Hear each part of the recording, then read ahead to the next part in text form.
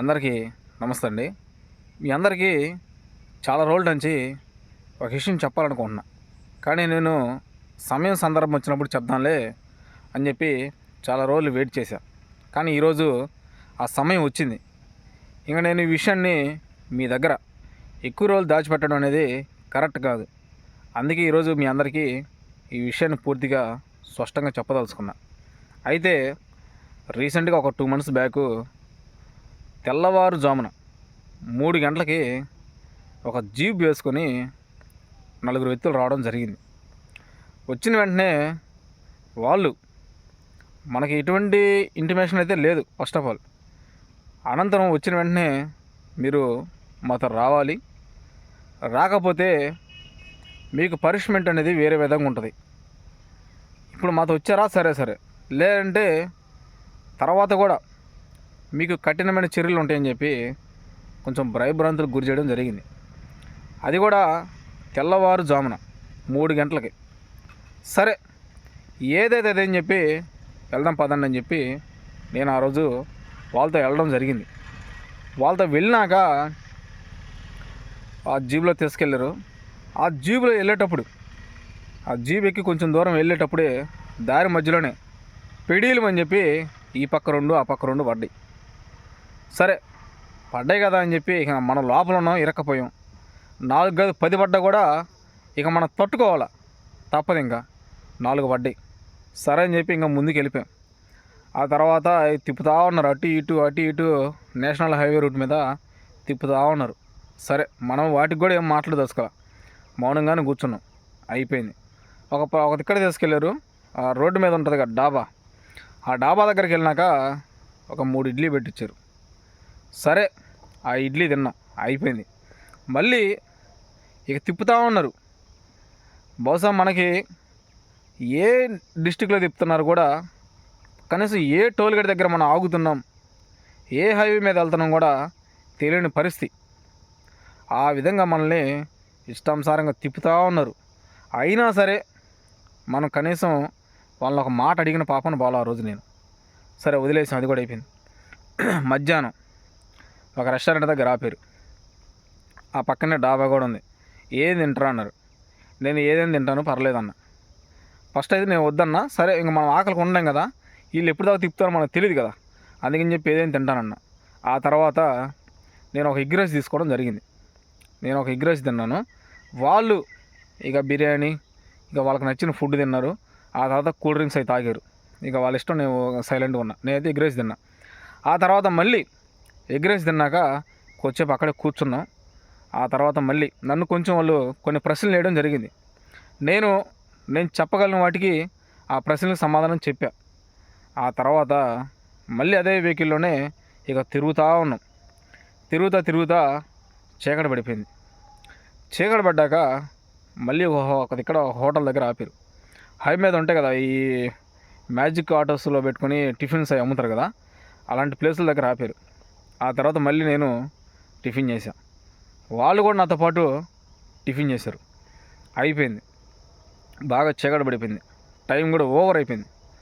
తర్వాత వాళ్ళు ఒక భయంకరమైన ప్లేస్కి తీసుకెళ్ళారు. వాళ్ళకి మధ్య మధ్యలో ఫోన్ కాల్స్ వస్తున్నాయి. వాళ్ళు ఫోన్లో మాట్లాడుతున్నారు, మేము ఇట్లా వెళ్తున్నాం అట్లా వెళ్తున్నాం అంత. ఇక్కడ వెహికల్ ఆపుకునేది, ఒకరు దిగేది, ఆ దూరంగా పక్కకు పోయేది, అక్కడ ఫోన్ మాట్లాడేది, మళ్ళీ వచ్చేది, మళ్ళీ ఇంకోది ఇక్కడ ఆపేది, టీ తాగుతున్నట్టు ఏదో షో చేసేది, అందరు పక్కకు పోయి ఫోన్ మాట్లాడేది, వచ్చేది. అంటే వాళ్ళు చెప్తున్నారు, మేము పలానా ఇక్కడ ఉన్నాం, ఈ రూట్లో వెళ్తున్నాం, ఇట్లా వెళ్తున్నాం, ఇటు తీసుకెళ్తానని చెప్పి వాళ్ళకి ఆల్రెడీ వాళ్ళకి అప్డేట్ పంపిస్తానన్నారు. అయితే వీళ్ళు బాగా టైం ఓవర్ అయిపోయినాక ఒక భయంకరమైన ప్లేస్కి తీసుకెళ్ళిన తర్వాత వాళ్ళు 4 వెహికల్ దిగి బయట ఉన్నారు. నేను లోపలే ఉండిపోయాక ఇంకా వాళ్ళు బయటే వాళ్ళు 4 డిస్కషన్ చేసుకుంటూ ఉన్నారు. వాళ్ళ పాటికి వాళ్ళు మాట్లాడుకుంటున్నారులే అని చెప్పి నేను సైలెంట్గానే కూర్చున్నా. అయితే అది పక్కా ప్లాన్ ఏంటంటే, నేను కానీ ఆ భయంకరమైన ప్లేస్లో నుంచి వెహికల్ దిగి ఎటు సైడ్ అయినా సరే ఎటన్నా కానీ తప్పించుకోవడానికి పరిగెత్తుగాని ఉంటే బహుశా ఆ రోజు రాత్రి నేను ఎన్కౌంటర్ అయ్యేవాడిని. 100% నేను ఎన్కౌంటర్ చేసి పండుగకి వెళ్ళా. ఆ రోజు నేను తప్పించుకోవాలరా ఎట్టి పరిస్థితులు ఈ ప్లేస్ నుంచి వీళ్ళ దగ్గర నుంచి అని చెప్పి ఆ వెహికల్ దిగి పరిగెత్తిన వెంటనే కొంచెం దూరం మళ్ళీ అతను మన వెనక డిషన్ అని చెప్పి మన వెనక నడిపిన బుల్లెట్లు దిగిపోయేది. సరే అదేం చెప్పి నేను ఆ రోజు ధైర్యంగా ఆ వెహికల్ని కూర్చోవడం జరిగింది. కనీసం టాయిలెట్కి కూడా పాని పరిస్థితి. వెహికల్ దిగితే ఎక్కడ దెబ్బలు పడతాయి, లాఠీ దెబ్బలు. ఒకవేళ దిగినా కూడా కొన్ని చెప్పాలి మళ్ళీ సమాధానాలు. ఎందుకు ఈ రిస్క్ అని చెప్పి ఆ వెహికల్లో ఉండిపోవడం జరిగింది. వాళ్ళు ఆ రేతిరి మొత్తం తిప్పారు, భయంకరమైన ప్లేసులు మొత్తం తిప్పుకుంటూ పోయారు. ఒకవేళ కానీ నేను ఆ రోజు ఆ వెహికల్ దిగి ఎటన్నా పరిగెత్తుంటే నన్ను ఎన్కౌంటర్ చేసి నా చేతిలో ఒక గన్ను పెట్టి ఆ తర్వాత వాళ్ళు ఏం స్క్రిప్ట్ దాన్ని రివర్స్ తిప్పేవాళ్ళంటే, రీసెంట్గా అంటే కేసీఆర్ గారు సీఎం ఉన్నప్పుడు తెలంగాణలో దిశ అనే ఒక చట్టం తీసుకొచ్చి ప్రియాంక రెడ్డి గారిని కొంతమంది 4 యువకులు పెట్రోల్ బస్ తగలబెట్టి కొంచెం ఆమె ఇది చేయడం జరిగింది. అప్పుడు ఏ విధంగా అయితే 4 కుర్రాళ్ళని చంపారో, చంపి వాళ్ళ చేతిలోని గన్ను పెట్టారో, ఎందుకు వీళ్ళు మమ్మల్ని మా మీద రివర్స్ అటాక్ చేయబోయారు, మా ప్రాణ రక్షణ కోసం మేమే రిటర్న్ కాల్చామని చెప్పి ఆ రోజు స్టేట్మెంట్ ఇవ్వడం జరిగింది.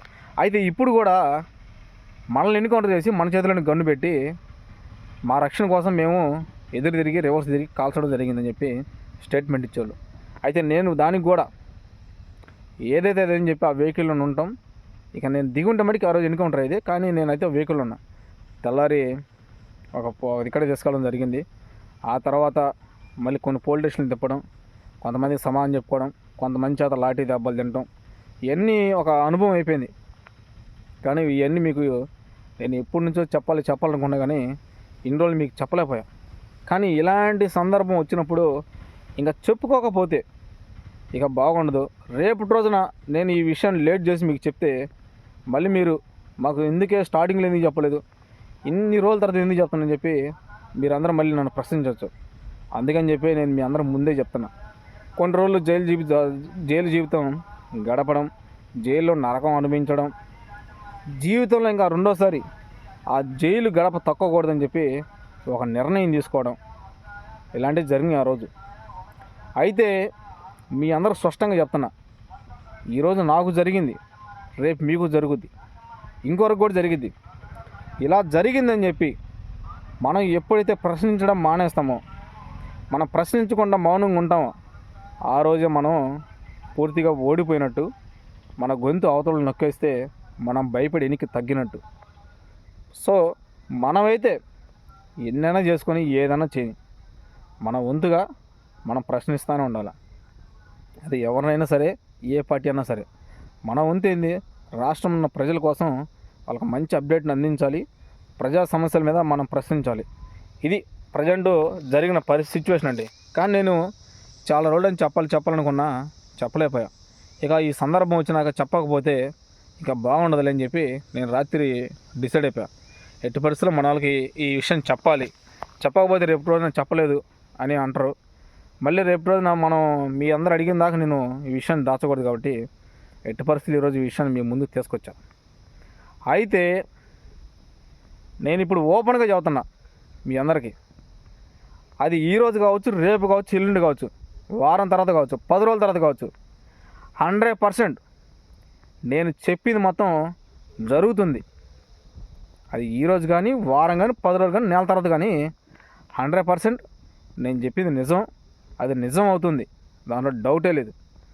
ఆ రోజు అది నిజమైనప్పుడు నేను మీ అందరికి ఒకటే చెప్తున్నా, మన ఛానల్ ఎవరైతే జెన్యున్గా ఫాలో అవుతున్నారో, మన వీడియోస్ నచ్చి ఎవరైతే ఇష్టపూర్వకంగా సపోర్ట్ చేస్తున్నారో వాళ్ళందరినీ ఒక రిక్వెస్ట్గా కోరుకుంటున్నా. నాకు అలాంటి సందర్భం, అలాంటి పరిస్థితి వచ్చిన రోజు మీరందరూ కేవలం జస్ట్ నాకు ఒక సపోర్ట్గా ఉండండి. మీరు ఏం చేయొద్దు, అక్కడికి రండి, ఇక్కడికి రండి అని నేనైతే మీకు చెప్పను. ఆ పని చేసి పెట్టండి, ఈ పని చేసి పెట్టండి అని చెప్పి నేను మిమ్మల్ని అడగను. నాకు ఇలా జరిగిందని చెప్పి మీ అందరికి ఇదే సోషల్ మీడియా వేదికగా స్టేట్మెంట్ ఇస్తా. ఇచ్చిన రోజు మీరందరూ నాకు సపోర్ట్గా నిలబడండి, చాలా ఒక్కటి చాలు. ఎందుకంటే రేపటి రోజున ఇప్పుడు నేను నా టీం పోరాడుతున్నాం. మా ఒక్క టీం పోరాటం వల్ల రాష్ట్రంలో ఉన్న సమస్యలు అయితే తీరిపోవు. కానీ 10 మందికి తెలియజేస్తాం ఇలా అన్యాయం జరుగుతుంది, ఇలా సమస్యలు ఉన్నాయని. మా 10 మందితో పాటు మీరు ఇంకో 10 మంది వస్తే ముందు ఒక అడుగు ముందుకు వేయగలం. ఏ పనైనా సాధించగలం. అందుకని చెప్పి తప్పనిసరిగా ఇలాంటి సందర్భం అనేది వస్తుంది, వచ్చింది కూడా, దాంట్లో డౌటే లేదు. కాబట్టి తప్పనిసరిగా మీరందరూ ఆ రోజు మన ఫాలోవర్స్ అయినా మన వీడియో చూస్తున్న ప్రతి ఒక్కరైనా సపోర్ట్గా నిలవాలని చెప్పి మనస్ఫూర్తిగా కోరుకుంటున్నాను. Thank you.